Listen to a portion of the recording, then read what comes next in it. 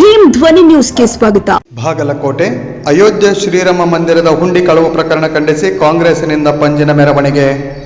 ಬಾಗಲಕೋಟೆ ಅಯೋಧ್ಯೆಯ ಶ್ರೀರಾಮ ಮಂದಿರದಲ್ಲಿ ನಡೆದಿರುವ ಹುಂಡಿ ಹಣ ಕಳವು ಪ್ರಕರಣವನ್ನು ಖಂಡಿಸಿ ಕಾಂಗ್ರೆಸ್ ಕಾರ್ಯಕರ್ತರು ಬುಧವಾರ ಸಂಜೆ ಬಾಗಲಕೋಟೆ ನಗರದಲ್ಲಿ ಪಂಜಿನ ಮೆರವಣಿಗೆ ನಡೆಸಿದರು.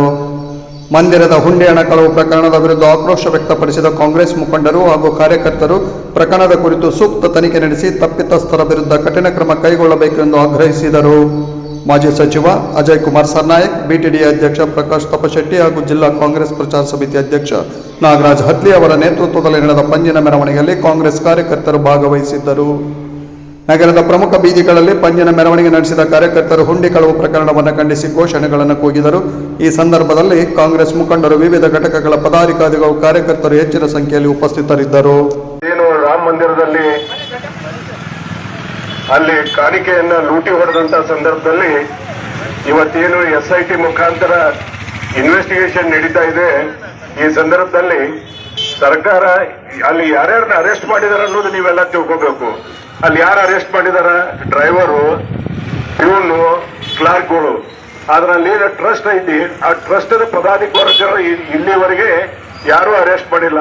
ಅಂದ್ರೆ ಅದರ ಅರ್ಥ ಇದನ್ನ SIT ಮುಖಾಂತರ ಇನ್ವೆಸ್ಟಿಗೇಷನ್ ಮಾಡಿ ಯಾವುದೇ ಒಂದು ತೀರ್ಮಾನ ತಗೊಳ್ಕೊಳ್ಳುವಂತ ಅಥವಾ ಅವರಿಗೆ ಶಿಕ್ಷೆ ಕೊಡುವಂತ ಇದು ಅದು ಸರ್ಕಾರಕ್ಕೆ, ಕೇಂದ್ರ ಸರ್ಕಾರಕ್ಕಾಗ್ಲಿ ಅಥವಾ ಉತ್ತರ ಪ್ರದೇಶ ಸರ್ಕಾರಕ್ಕಾಗ್ಲಿ ಅವ್ರಿಗೆ ಇಲ್ಲ ಅನ್ನುವಂಥದ್ದನ್ನ ದಯವಿಟ್ಟು ಎಲ್ಲರೂ ಅರ್ಥ ಮಾಡ್ಕೋಬೇಕು. ಅದಕ್ಕೆ ಇವತ್ತೇನು ಭಕ್ತಿ ಪೂರ್ವಕವಾಗಿ ಇಡೀ ದೇಶದ ಜನ ರಾಮ ಮಂದಿರಕ್ಕೆ ಹೋಗಿ ಭಕ್ತಿ ಕಾಣಿಕೆಯನ್ನು ಕೊಟ್ಟಿದ್ದಾರೆ.